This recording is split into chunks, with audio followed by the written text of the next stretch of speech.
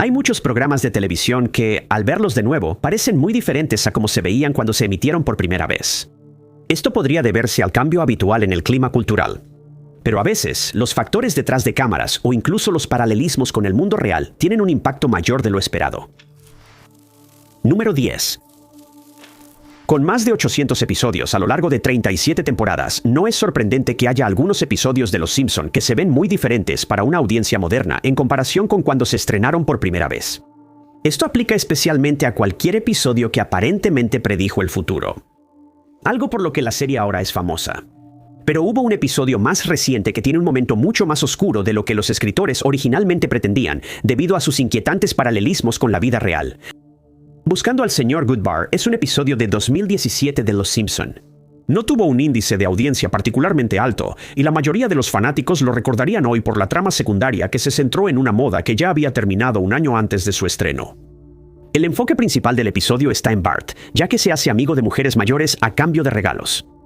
La trama secundaria muestra a Homero y Lisa obsesionarse con Pokémon Get, una parodia obvia del juego móvil Pokémon Go. El episodio aborda muchas de las críticas hacia la aplicación, pero el enfoque principal está en la seguridad de los jugadores. A lo largo de 2016, hubo noticias de personas que se metían en problemas o sufrían accidentes mientras jugaban la aplicación, ya que no estaban viendo por dónde caminaban. En el episodio de Los Simpson, tanto Homero como un compañero de trabajo entran caminando a un reactor nuclear mientras intentan capturar monstruos en el juego. Más tarde, Homero es atacado por una mofeta después de pensar que es una criatura digital llamada Stunkies. Lisa sugiere que Homero necesita que alguien lo acompañe mientras juega, algo que los creadores de Pokémon Go recomendaron que los jugadores hicieran en la vida real. Gran parte de las críticas al episodio se debieron al hecho de que la parodia llegó un año demasiado tarde. En la vida real, la fiebre de Pokémon Go ya había desaparecido para finales del año. Incluso los Simpson parecían reconocer esto cuando Homero le dice a Marge que está seguro de que la moda terminará pronto. Y el chico de la tienda de cómics afirma que el juego es, o al menos fue, más grande que Jesús, mostrando que ya había empezado a desvanecerse. Pero para la mayoría de los espectadores, simplemente fue un episodio olvidable, pero ese no fue el caso en Rusia. El canal de televisión ruso 2X2 anunció que no transmitiría este episodio específico de Los Simpson cuando estaba programado para emitirse en ese país. La noticia llegó solo unos días antes de que un bloguero fuera condenado por blasfemia por un incidente muy similar a una broma en el episodio. En un momento, Homero entra a la iglesia del pueblo para intentar capturar monstruos en la aplicación. El reverendo intenta criticarlo por sus acciones, lo que provoca el comentario del chico de los cómics sobre la popularidad de la aplicación en comparación con la religión. En el verano de 2016, las autoridades rusas anunciaron que jugar Pokémon Go en la iglesia estaba prohibido. Esto formaba parte de una legislación conocida como la Ley de Blasfemia. Supuestamente está diseñada para detener a extremistas y discursos de odio, pero según Amnistía Internacional, también se ha utilizado para procesar a críticos del gobierno. En septiembre de 2016, Ruslan Sokolovsky publicó un video de sí mismo jugando el juego en una catedral, y afirmó que no había manera de que pudieran procesar a alguien por jugar con su teléfono en una iglesia casi vacía. Pero fue arrestado y en mayo de 2017 fue declarado culpable de incitar al odio y ofender los sentimientos de los creyentes. Sokolovsky recibió una sentencia suspendida de 3 años y medio. Antes de que el episodio de Los Simpsons siquiera saliera al aire, ya había sido criticado por funcionarios conservadores de la iglesia. Un arcipreste dijo que el episodio era propaganda de Hollywood diseñada para corromper a la sociedad rusa. Número 9. El Super Weapon R1 fue un episodio del programa japonés de ciencia ficción Ultra Seven que se transmitió en 1968.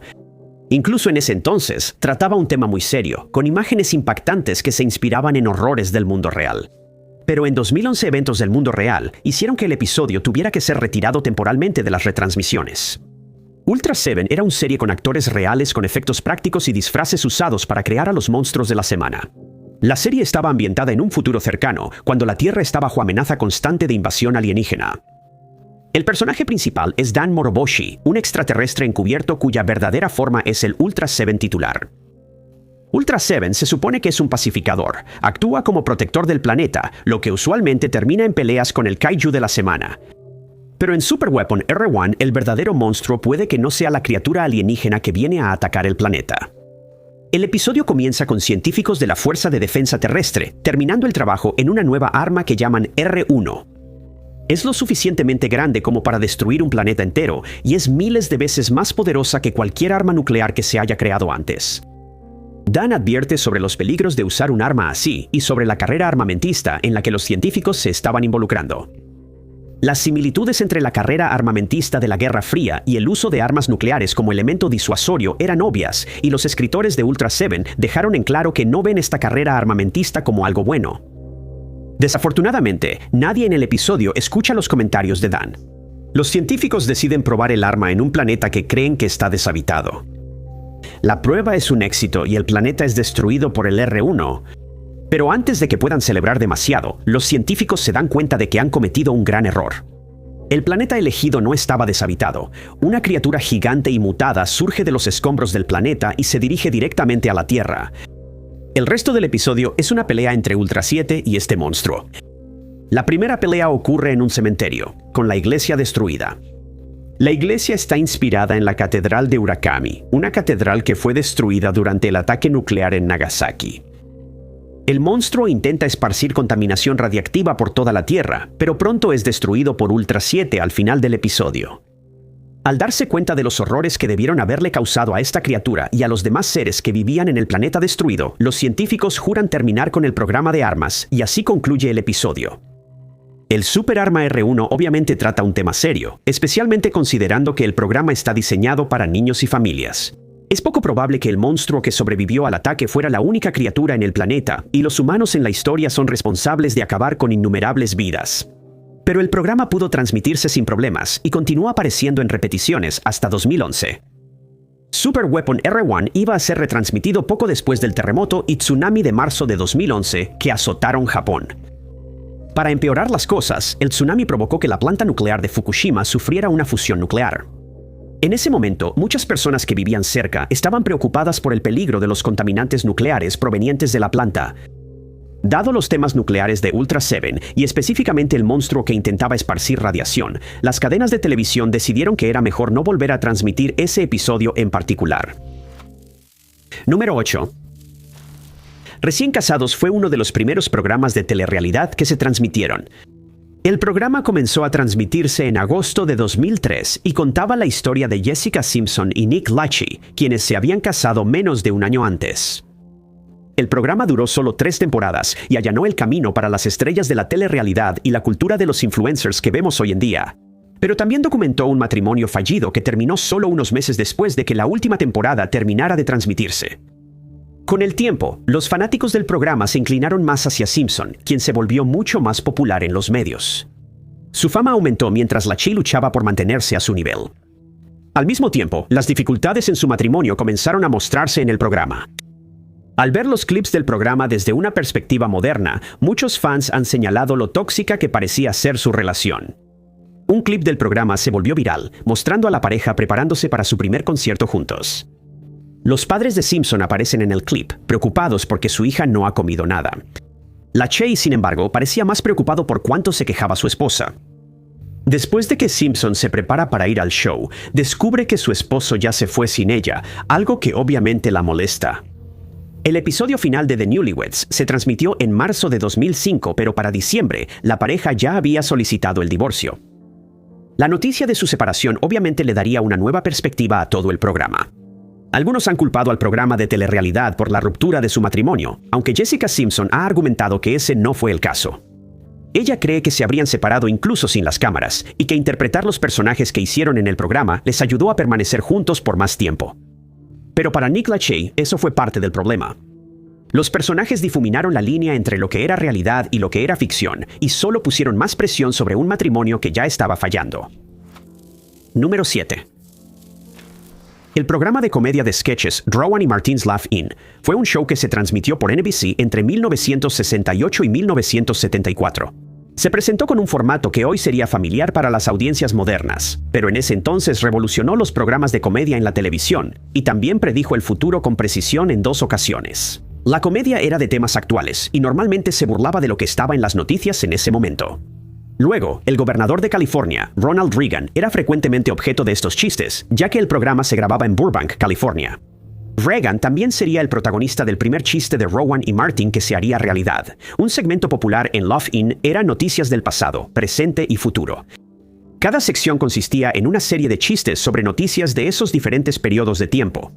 Las noticias del futuro podían incluir noticias que ocurrirían en unos años o incluso hasta 20 años después. Normalmente, estos eran chistes destinados a burlarse de lo que estaba ocurriendo en la actualidad. En un episodio de 1969, Dan Rowan presentó las noticias del futuro con una nota desde Washington, D.C., 1988.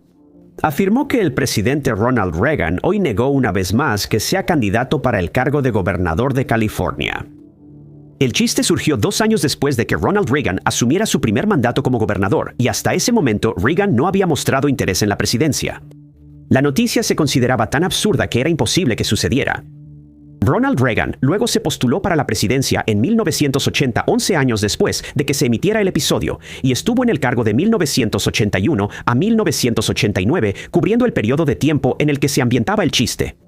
No es de sorprender que, en realidad, nunca se le preguntó si volvería a ser gobernador de California. Pero el hecho de que él fuera presidente fue suficiente para que muchas personas afirmaran que Rowan predijo el futuro. Otra predicción precisa sobre el futuro llegó en 1969. Esta habría parecido aún más absurda para el público de esa época. Nuevamente, como presentador de noticias del futuro, Rowan dio un informe. Informe desde Berlín, 20 años en el futuro, 1989.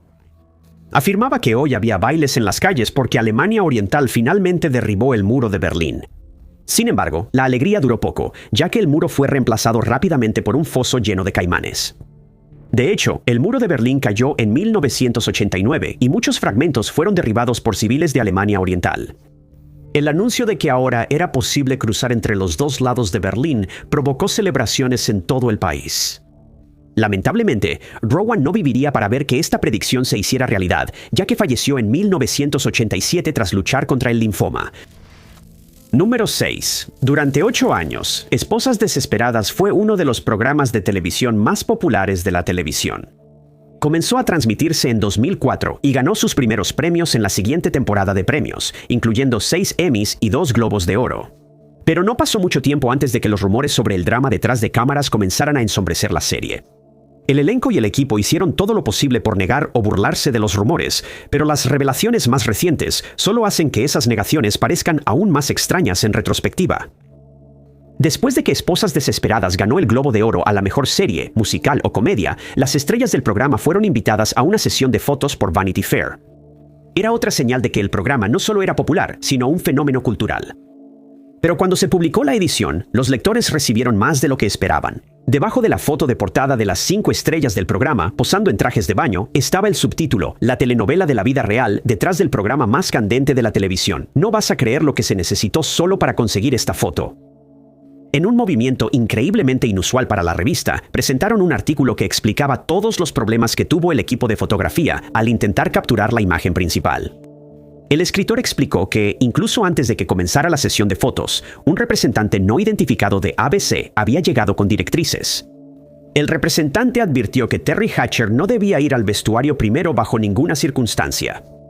El fotógrafo aceptó la petición, pero supuestamente Hatcher ya se había reunido con el equipo de vestuario y eligió primero los trajes de baño que las mujeres usarían. Durante la sesión, Ava Longoria envió mensajes de texto al representante para decirle que las cosas no iban bien.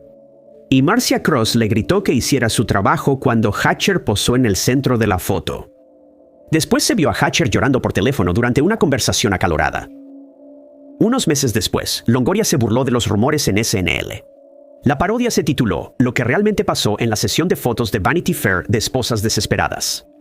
Presentaba a Longoria interpretando el papel de Hatcher, mientras que los comediantes habituales de SNL interpretaban a las otras actrices y a un representante no identificado de ABC. La parodia exageró las afirmaciones hechas en el artículo de Vanity Fair, bromeando que si Hatcher estuviera en el centro de la foto, las otras mujeres demandarían. Toda la parodia tenía la intención de mostrar lo absurdos que eran los rumores y lo poco en serio que Longoria, y por extensión las otras actrices, los tomaban. Los rumores sobre relaciones tensas entre los miembros del elenco continuarían durante años. La mayoría de estos fueron negados, pero con el tiempo se revelaron partes de la verdad. En 2019, Felicity Huffman tuvo problemas legales por su participación en el escándalo de admisiones universitarias, donde admitió haber pagado para mejorar los puntajes del SAT de su hija. Longoria escribió una carta en apoyo a su excompañera de reparto y pidió clemencia. Ella explicó que fue acosada por una de sus compañeras de reparto durante la filmación de la primera temporada de Esposas Desesperadas. Ella no le había contado a nadie sobre el acoso, pero Huffman aparentemente notó lo nerviosa que estaba y le dijo a la acosadora que se detuviera. El escritor Mark Cherry también respaldó estas afirmaciones. Número 5. Los episodios de La Dimensión Desconocida estaban diseñados para ser inquietantes y perturbadores por sí mismos. Las historias suelen presentar una situación extraña con consecuencias horribles para los personajes involucrados. Hay algunos finales felices, pero en algunos episodios, los eventos de la vida real que han ocurrido desde que el episodio se transmitió originalmente les han dado una sensación aún más surrealista.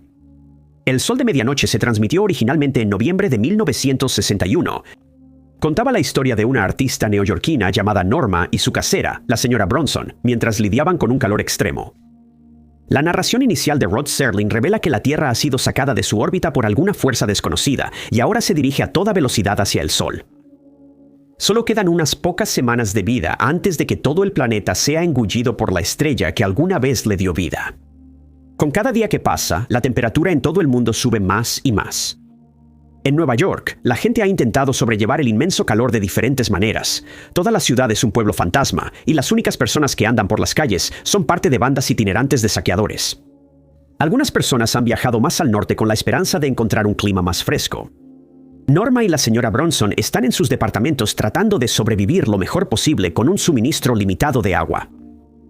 El episodio se produjo en el verano en San Francisco, y a veces subían la calefacción para que las cosas fueran aún más realistas para los actores. Realmente estaban sofocados y estuvieron cerca de sufrir un golpe de calor durante la grabación. En el episodio, ambas mujeres sucumbieron al calor, solo para que al final se revelara que todo el escenario era una invención de la imaginación de Norma. En realidad, la Tierra se está alejando más del Sol, y al planeta solo le queda poco tiempo antes de que todos en él se congelen. Por supuesto, en la vida real, ese escenario de quedar fuera de órbita sigue limitado a la ciencia ficción. Pero el aumento de las temperaturas y los impactos en la salud se han vuelto demasiado reales para muchas personas. La frase calentamiento global no se acuñaría hasta unos 15 años después de que se emitiera este episodio de televisión, pero los científicos ya habían descubierto que las temperaturas globales estaban aumentando debido a las emisiones de carbono y otros gases de efecto invernadero que se estaban liberando en la atmósfera. Desde que se estrenó El Sol de Medianoche, las temperaturas globales han aumentado aproximadamente 1.3 grados centígrados y solo siguen aumentando. Por ahora, la mayor parte del mundo ha evitado las escenas de calles vacías y personas luchando por sobrevivir en sus casas, como se ve en el programa de televisión. Pero hay algunos lugares donde el cambio climático está teniendo un impacto diario. Según el reciente informe de The Lancet Countdown, muchos de los indicadores que rastrean los riesgos para la salud debido al cambio climático han alcanzado niveles récord en el último año. Cientos de miles de personas han perdido la vida simplemente por la exposición al calor, y la mayoría de ellas no habría sufrido sin el cambio climático causado por el hombre, según los informes.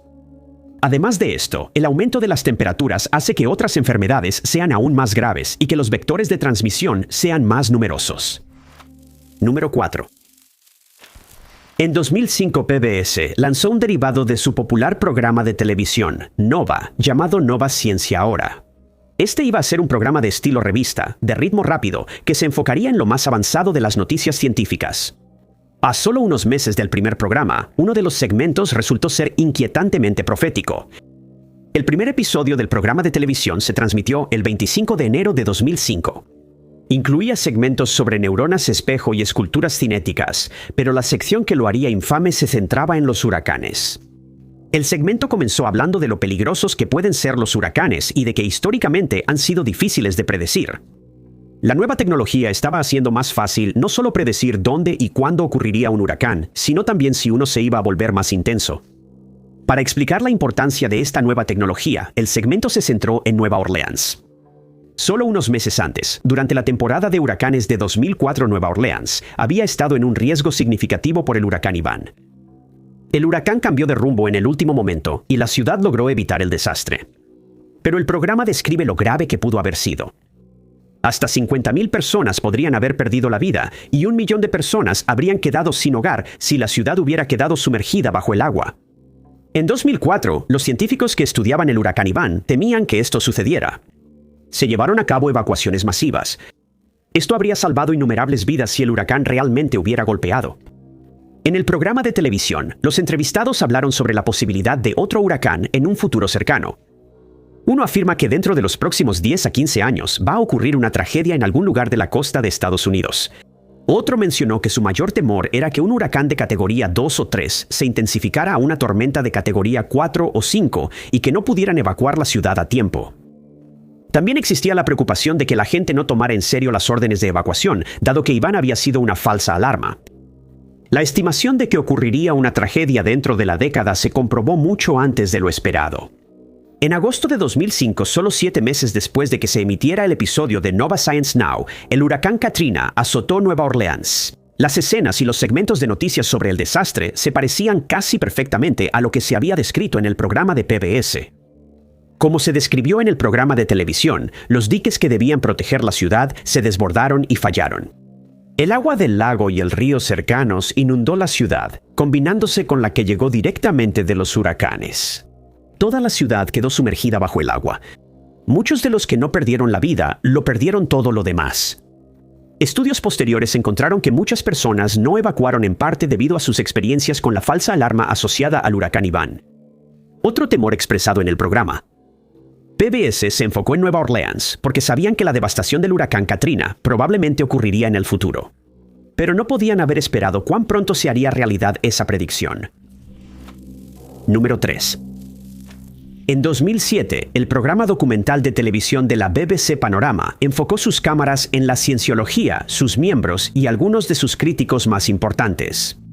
Fue uno de los episodios más vistos del programa, en parte debido a la controversia que se había estado generando en las semanas previas a la fecha de emisión. Años después, a medida que más cienciólogos abandonaron la organización, la verdad detrás de esa controversia hizo que el documental fuera mucho más inquietante.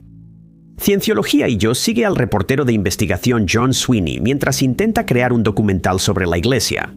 La premisa original del episodio era que John Sweeney iba a investigar si la iglesia aún merecía su siniestra reputación.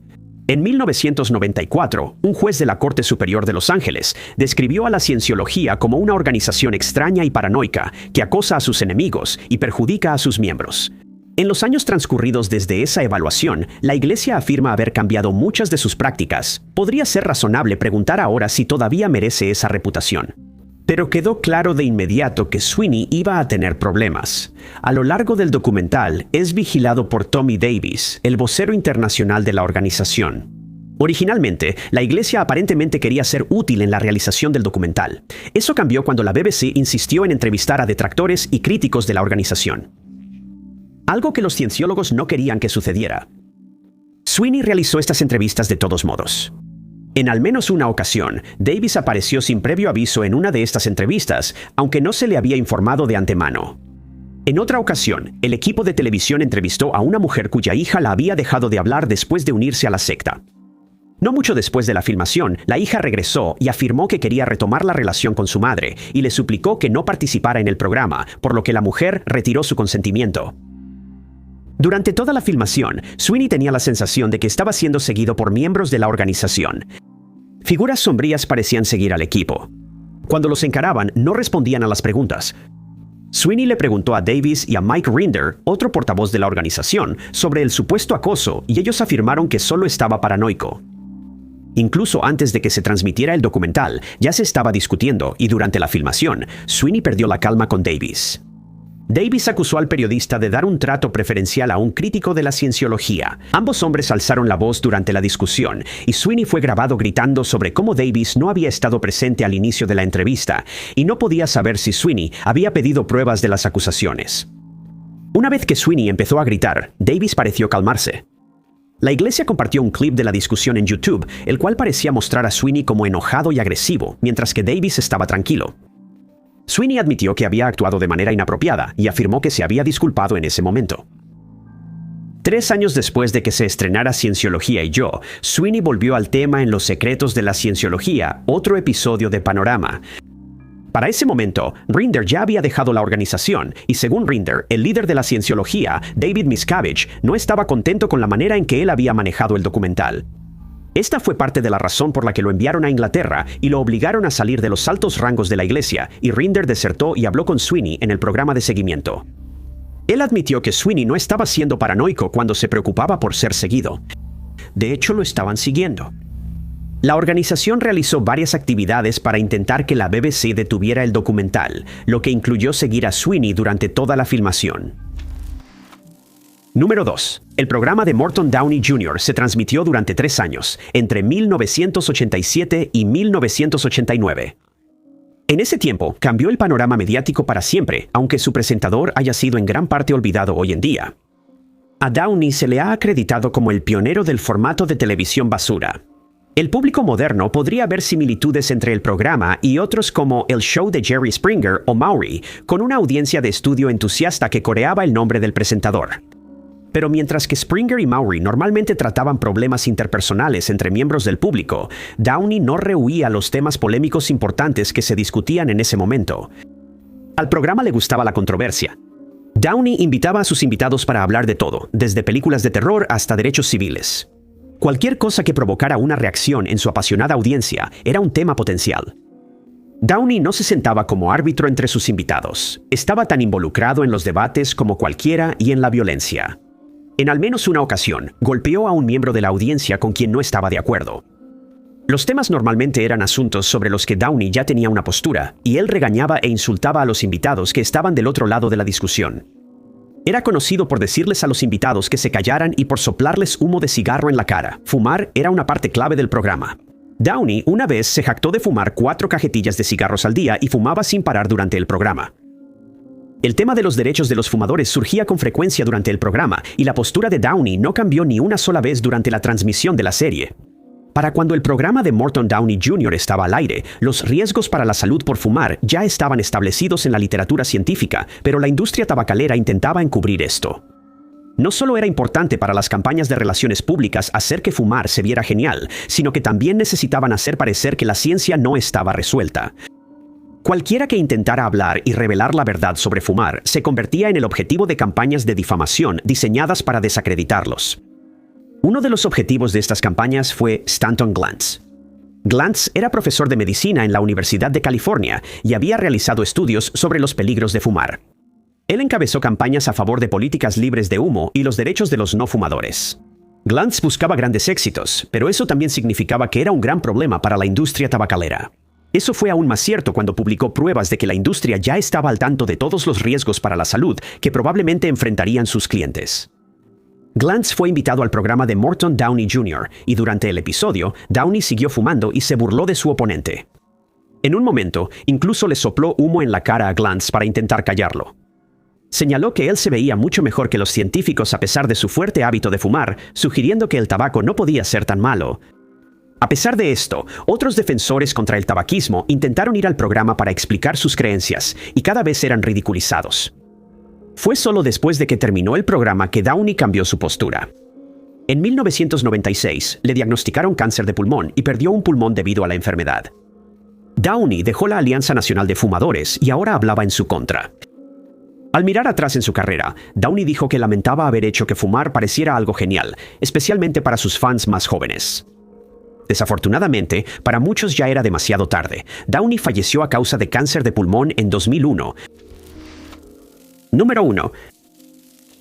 El programa de televisión de la BBC Top Gear es conocido hoy en día por sus choques y accidentes. Normalmente se presentan como una broma, y los presentadores rara vez sufren lesiones graves por los trompos, volcaduras o choques que soportan. Pero una broma en un episodio de la 8ª temporada tomó un significado muy diferente solo unos meses después. El episodio 8 fue el último episodio de la 8ª temporada de El Show del Auto, transmitido por primera vez en julio de 2006. Junto con una reseña de un nuevo auto deportivo y entrevistas con 2 celebridades, el episodio presentó un típico desafío de Top Gear. A los presentadores Jeremy Clarkson, James May y Richard Hammond se les desafió a comprar una camioneta por menos de $1,000 y poner esas camionetas a prueba en una serie de pruebas. Las pruebas fueron diseñadas para mostrar la capacidad de almacenamiento, el manejo y la durabilidad de la camioneta, todo de manera cómica. La prueba final consistió en una persecución policial simulada. Los tres presentadores se turnaron para intentar escapar del conductor profesional El Stig, quien conducía un coche de policía. El objetivo era completar una vuelta completa al circuito de pruebas exclusivo del programa antes de que el Stig los alcanzara. El presentador tendría una pequeña ventaja antes de que comenzara la persecución. Hammond había comprado una camioneta Suzuki Super Carry para el desafío. Era pequeña y ligera. Eso había sido un obstáculo cuando tuvo que transportar carga, pero Hammond había ganado el desafío de velocidad anterior. Los presentadores también esperaban que una camioneta pequeña fuera la más exitosa en la persecución policial. La persecución comenzó bien, pero no pasó mucho tiempo antes de que ocurriera un desastre. Hammond explicó que la camioneta tenía el motor en el centro y creía que podría realizar una maniobra llamada flick escandinavo. Pero eso no funcionó y la camioneta terminó volcando. Clarkson y May observaron desde un costado y parecían no estar sorprendidos por el accidente. May comentó que esto significaba que ahora él estaba en segundo lugar. Clarkson se dirigió a la cámara diciendo que Hammond había perdido la vida e invitando a cualquiera que quisiera tomar su lugar como presentador a escribirle a la BBC. Hammond salió ileso del accidente y salió trepando por la ventana delantera. El siguiente accidente que aparecería en el programa no sería tan cómico. Después del final de la 8ª temporada, el programa comenzó a trabajar en la filmación de segmentos para la siguiente temporada. Uno de estos presentaba a Hammond probando el Vampire Dragster, un auto propulsado por chorro que se había utilizado para intentar batir récords de velocidad. La filmación tuvo lugar en el antiguo aeródromo RAF Elvington el 20 de septiembre de 2006. Hammond y el equipo casi habían terminado por el día cuando él decidió hacer una última carrera en el Dragster. Hammond viajaba a aproximadamente 288 millas por hora cuando una de las llantas sufrió una falla estructural. El auto de repente se volvió incontrolable y comenzó a patinar. Hammond intentó girar hacia el derrape mientras pisaba los frenos y desplegaba el paracaídas, pero no hubo forma de detener el auto antes de que se acabara la pista. El dragster comenzó a dar vueltas y fue arrastrado por el pasto. Hammond fue extraído del auto, aún con vida pero en estado crítico. Las marcas en el pasto mostraban por dónde había sido arrastrado su casco sobre el pasto. Recobró la conciencia mientras lo subían a una ambulancia aérea, pero obviamente no tenía idea de lo que estaba pasando, ya que insistía en terminar una grabación frente a la cámara. El presentador de televisión fue llevado de urgencia al hospital, donde permaneció en estado grave. Afortunadamente, a pesar de los informes sobre una lesión cerebral significativa, Hammond logró recuperarse por completo. El inicio de la temporada 9 se retrasó, pero cuando el programa volvió a transmitirse en enero de 2007, Hammond formaba parte del equipo de presentadores. En los años posteriores al accidente, el accidente de Hammond, que casi le costó la vida, se convirtió en tema de bromas en el programa. Pero inmediatamente después, la broma de Clarkson en el episodio anterior parecía mucho más oscura. Muchas gracias a todos por vernos. Si les gustó este video, asegúrense de darle like. Además, no olviden suscribirse y activar la campanita de notificaciones para estar al tanto de todos nuestros futuros videos. Mi nombre es Top 5 Unknowns y los veo en el próximo video.